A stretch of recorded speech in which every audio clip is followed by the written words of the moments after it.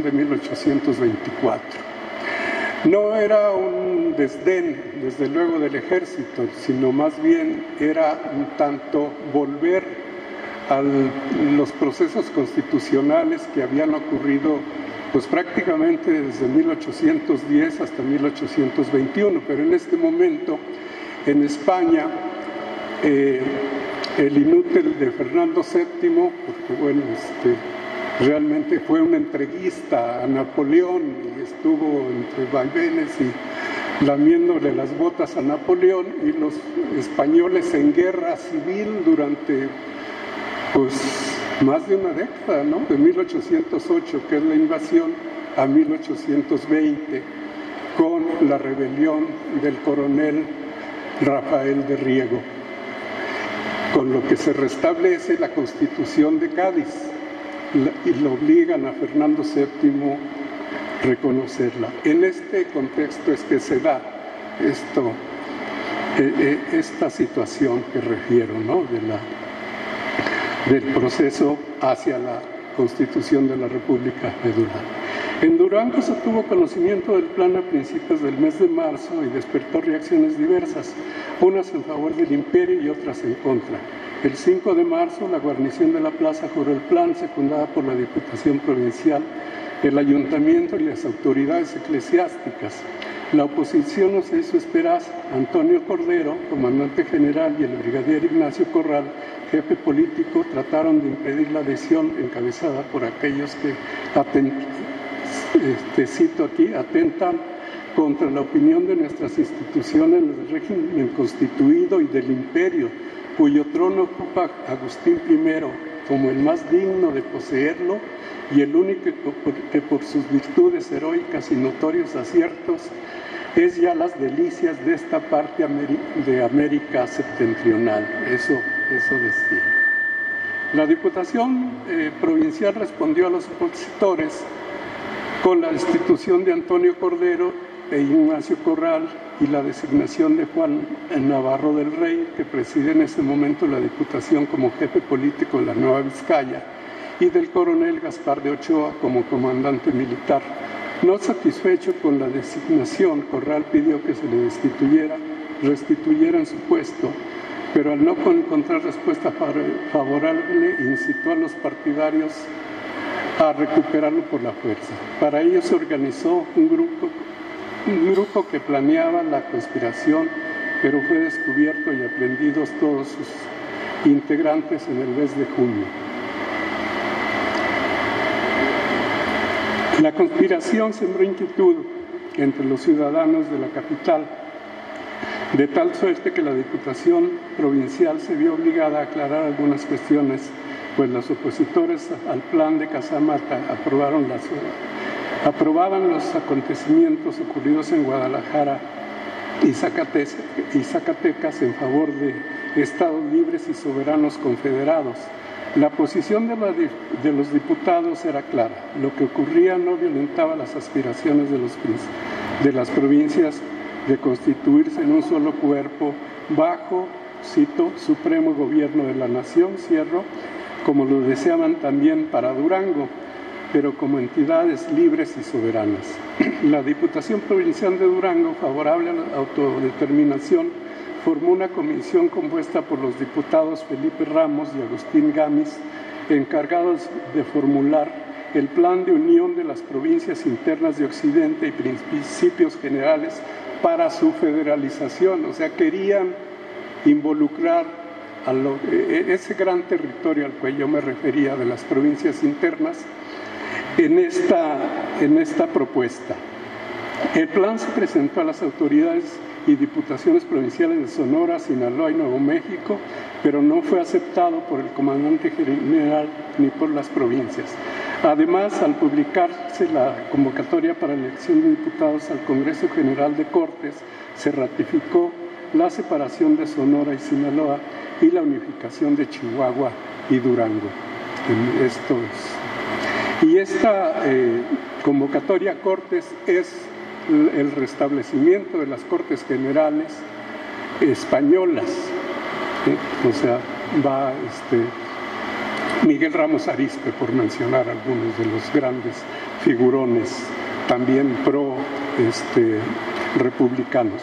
La Diputación Provincial recibió la convocatoria del Gobierno de México el 23 de julio. Para ello, dividió previamente el territorio electoral de la Nueva Vizcaya en dos partes. Esto es muy importante. La primera, desde el Paso del Norte hasta el río Florido, límite de las dos provincias. La segunda, desde el río Florido hasta el sur, incluidas las ciudades de Durango, etc. Lo que quedó al sur del estado de Durango. En fin, más tarde esta división serviría de base para la delimitación territorial y política de los estados de Chihuahua y Durango. Como que quedó ya prefigurado allí. La cuestión de la autonomía provincial no fue resuelta sino hasta el 31 de enero de 1824, al aprobarse la Constitución republicana y federal, cuando se conformó el Estado Interno del Norte. Este fue un primer ensayo, digamos, ¿no? De corta vida. Incluía Durango, Chihuahua y Nuevo México. O sea, una cosa enormísima. O sea, seguía con la idea de un gran estado. Hubo dificultades porque los chihuahuenses querían ser la capital, ¿sí? Y los duranguenses o durangueños lo suyo. Marginalmente pues quedaba Nuevo México, pues, en fin.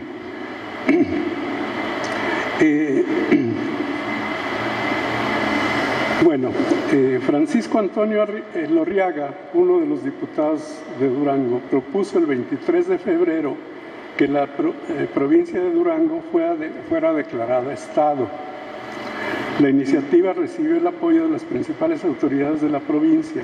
De esta manera, el Congreso votó el 22 de mayo de 1824 por declarar a Durango Estado libre e independiente. Tocaba el turno a Chihuahua.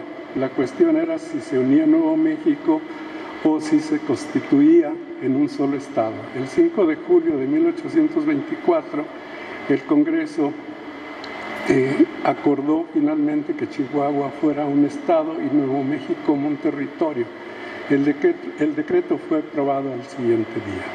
Constituido Durango en Estado libre y soberano, integrante de la Federación Mexicana, el gobernador interino Juan Navarro del Rey convocó para instalar el Congreso Constituyente del Estado el 30 de junio de 1824. La primera mesa directiva quedó integrada por los siguientes diputados: presidente José Joaquín Escárzaga, vicepresidente Agustín Gamis y secretarios Vicente Escudero y José María Elías González. La actividad desplegada por el Congreso Constituyente en ese año fue intensa. Diversas leyes, ordenanzas y la Constitución Política del Estado hablan de su fructífera labor, aunque la Constitución local es de 1825. Bueno, ahí mostraron algunos documentos derivados del proceso legislativo del primer constituyente del Estado. Entre dichos documentos destaca la Ley Orgánica del Estado del 29 de julio de 1824, la cual establece el carácter soberano de la entidad, su forma de gobierno republicano, representativo, popular y federal, y de los tres poderes estatales: el legislativo, el ejecutivo y el judicial. El Congreso designó el ejecutivo con el título de gobernador del Estado y el judicial lo nombraron las autoridades tribunales existentes y los que en adelante se constituyeran. Las atribuciones del Congreso fueron la elaboración de la Constitución del Estado, la organización del gobierno interior del mismo, de su hacienda pública y de la administración de justicia y la concesión de cuanto proviniera a su mayor bien. El Poder Ejecutivo cuidaría de la seguridad y tranquilidad pública. Se incluía la formación de un consejo compuesto por un vicepresidente y otras dos personas, quienes consultarían y auxiliarían al Ejecutivo en los asuntos que éste estimara conveniente. Estas fueron las bases fundamentales de la República Federal de Durango. Conforme a la Ley Orgánica del Estado, el 4 de agosto de 1824, fueron nombrados el vicegobernador y los consejeros del gobierno. O sea, hubo durante la década de los 1820 gobernador y vicegobernador. Ignacio Mubiro en el primer puesto, es decir, como vicegobernador. Miguel Zuviría, primer consejero, José María Guzmán, segundo, y el presbítero Marciano de Escárzaga, así se llamaba, no es, debido a que el Congreso había aceptado la renuncia del gobernador Juan Navarro del Rey. En su lugar designó a Rafael Bracho mientras se constituía y publicaba la Constitución del Estado. Bracho, abogado de profesión y de larga trayectoria en puestos importantes, había sido promotor fiscal de la Real Audiencia, asesor de la Santa Cruzada y promotor fiscal para asuntos militares, de gobierno y de justicia, cargo que le permitió intervenir en el proceso que se siguió en Chihuahua contra Miguel Hidalgo y compañeros insurgentes. Digo, de mala memoria, pero bueno, así estaba la situación en ese momento, ¿verdad? En 1825, bajo la nueva Constitución, se eligió a Santiago Vaca Ortiz como gobernador. En la vicegubernatura hubo dos relevos, los de Ignacio Mubiro y Manuel Pacheco, exdiputado federal constituyente, quien dejó su lugar a Jesús María Mena, de tendencia conservadora. Es conveniente destacar que dentro de las disposiciones legales que emitió el Congreso se encuentran medidas para reforzar la actividad económica de Durango, el establecimiento de la Diputación de Minería en la capital del estado, la suspensión del pago de impuestos sobre la extracción de plata, un gravamen del consumo de productos extranjeros y la expedición de reglamentos para la Administración de Justicia del Estado, para el manejo y la administración del ramo de Hacienda y para el gobierno interior de los ayuntamientos. La obra legislativa de mayor importancia es sin duda la Constitución Política del Estado Libre del Estado de Durango, promulgada el 1 de septiembre de 1825, que ratificó las disposiciones en materia de gobierno aprobadas en 1824 y la creación del primer gobierno republicano en Durango, con el poder legislativo como pieza angular. ¿Puedo seguir un momentito o ya? Me interesa mucho hacer una referencia especial sobre Guadalupe Victoria. Este libro, que se llama La primera generación de republicanos de México, que ya mencionaba, publicado por el Colegio de Jalisco y el Gobierno del Estado de Jalisco, que debió de haber aparecido el año pasado, pero salió a principios de es con motivo, la contraportada la leo. En 2024 estaremos conmemorando 200 años de la fundación de la República en México. Entre los muchos aspectos que debemos tomar en cuenta para comprender mejor ese momento, figura la primera generación de republicanos que, tras la abdicación de Agustín de Iturbide, propuso este modelo para que el país ingresara a la modernidad.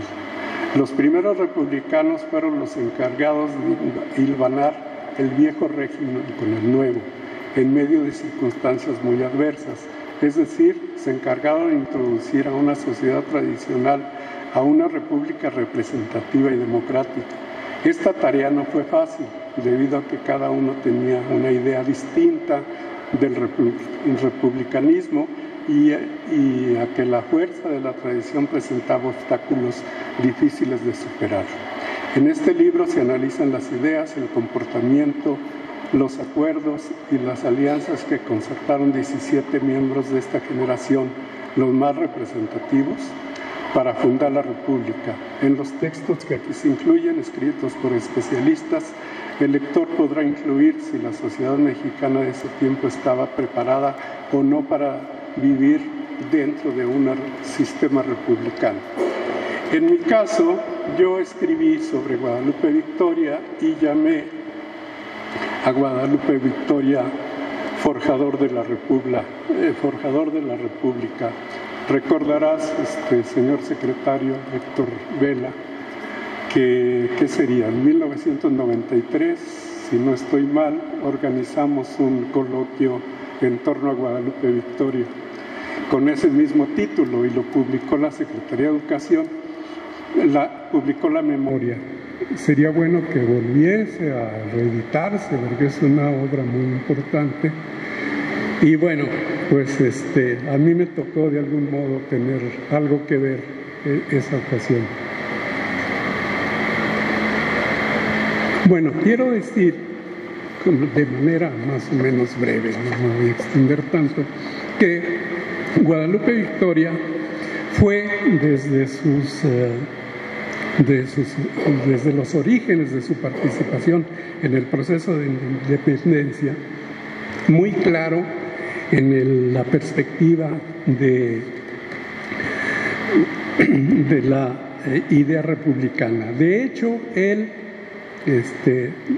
bueno, primero, como digo, rito de iniciación en el proceso de independencia, le toca la toma de Oaxaca el 25 de noviembre de 1812, o sea, ya avanzado el proceso de la guerra, pero bajo las órdenes de José María Morelos y Pavón, y pues ya habían ocurrido cosas interesantes en este proceso, y había ya tenían clara la idea de un país independiente en principio y de la constitución de este país como república, ¿sí? Ya desde el momento en que, a principios de 1811, en que Hidalgo se ve obligado a dejar el territorio de la Nueva Galicia y va hacia el norte, ¿sí? Le encarga a Ignacio Crescencio Rejón, a finales de 1810, fíjense, que se vaya al sur y inicie un proceso. Rejón era abogado, entonces que vaya hacia el sur para empezar desde otro punto de vista el proceso de independencia, y le toca convocar la Suprema Junta Nacional Americana o Junta Gubernativa Americana el 19 de agosto de 1811 en Zitácuaro. Es decir, ya había una idea de la necesidad de elaborar una legislación para la nueva nación. Y esta fecha es muy relevante porque la Constitución de Cádiz va a expedirse hasta el 21 de marzo de 1812, ¿sí? El día de San José le decían la Pepa, ¿sí?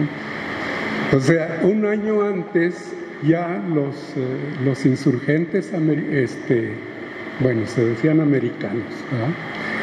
Ya estaban pensando en una institución.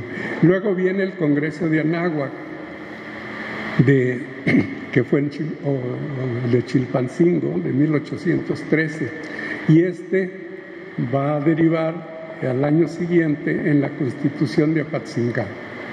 Guadalupe Victoria llega a Veracruz a finales de 1814 o principios del 15 y jura la Constitución de Apatzingán, ¿sí? Y con la idea de república, yo le puse aquí un subtítulo en el texto como el republicano, porque así se decía. Sí, la idea de la Constitución de Apatzingán, de república, era pues una institución opuesta al imperio. Sí, no había todavía esa concepción que va a desarrollarse posteriormente, ¿sí? Pero lo destacable en el caso de Guadalupe Victoria es cómo se asume como republicano, por una parte, y otra, hará una serie de disposiciones en los territorios que va dominando y establece gobiernos representativos dentro de lo que cabe lo representativo en la época, ¿verdad? Y durará en Veracruz de 1814, digo, a finales, hasta 1821. Ustedes conocen la biografía. Bueno, pues este es parte de lo que ocurre, y en 1820 Guadalupe Victoria alienta una insurrección en el puerto de Veracruz con varios pueblos, varias poblaciones aledañas, y emite una proclama bajo el grito de independencia, ¿sí? Así, bueno, es digamos, el momento en el que Guadalupe Victoria vuelve, o más bien en el ámbito de una dimensión mayor, aparece y se va a vincular desde luego ya con el ejército trigarante, de quienes lo reciben de buena manera, ¿sí? No así Iturbide, ¿verdad?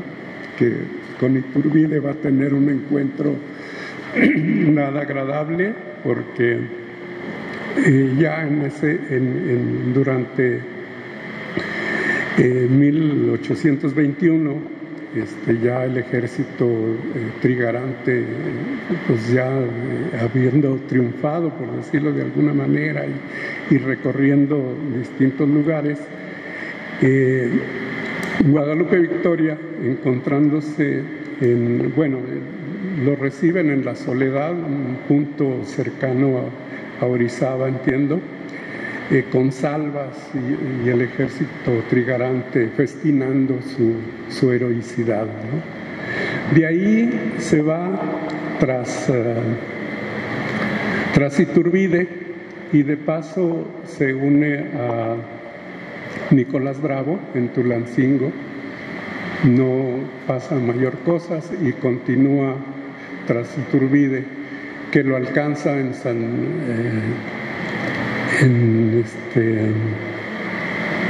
San Juan del Río, cerca de la capital de Querétaro, y le plantea que el nuevo gobernante debe ser un insurgente notable, con méritos, y alguien que si va a ser emperador, que se case con una indígena, ¿sí?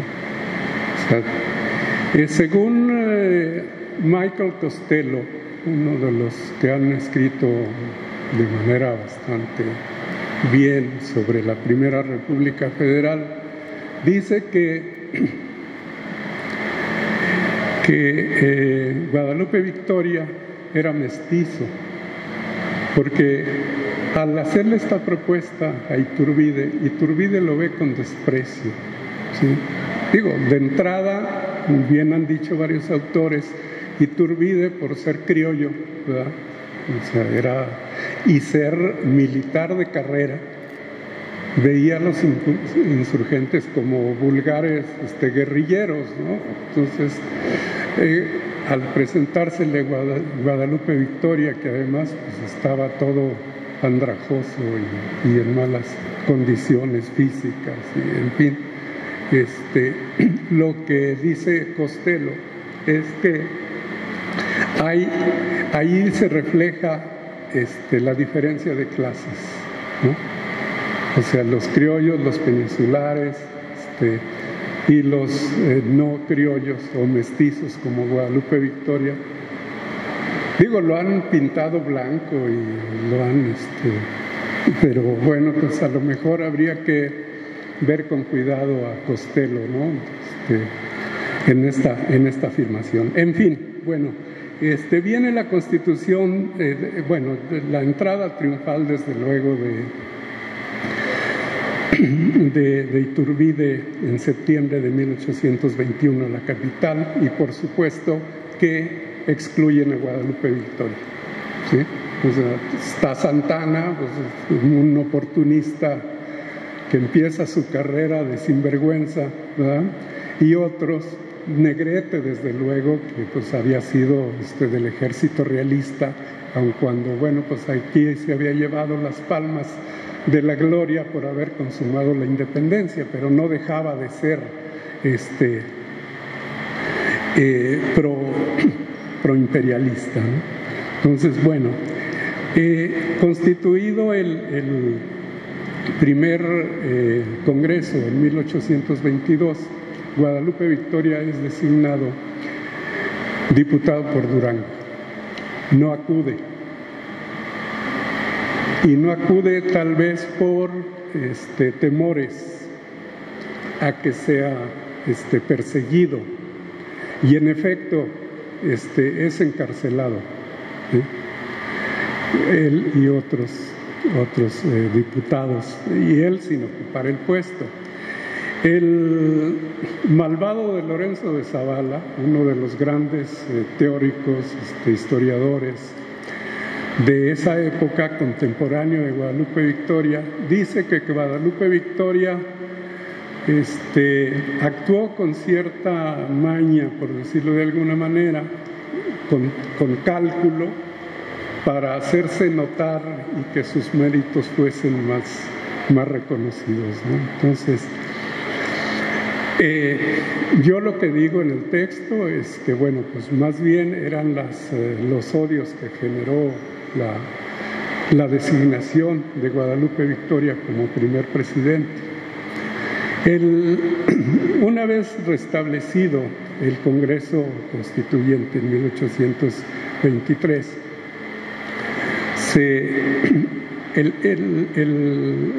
la encomienda del Congreso era la elaboración de la Constitución política de los estados. Bueno, todavía no, ¿verdad? Pero sí del país. Y bueno, pues en ese contexto hubo un momento en el que había que decidir, ya una vez abdicado Iturbide, perseguido y expatriado, que decidir una figura de gobierno transitoria, ¿no? De transición. Y en ese contexto es que se designa a Nicolás Bravo, se designa Pedro Celestino Negrete y a Guadalupe Victoria. Por cierto, con votos, ¿sí?, del Congreso. Y el que menos votos tuvo fue Guadalupe Victoria.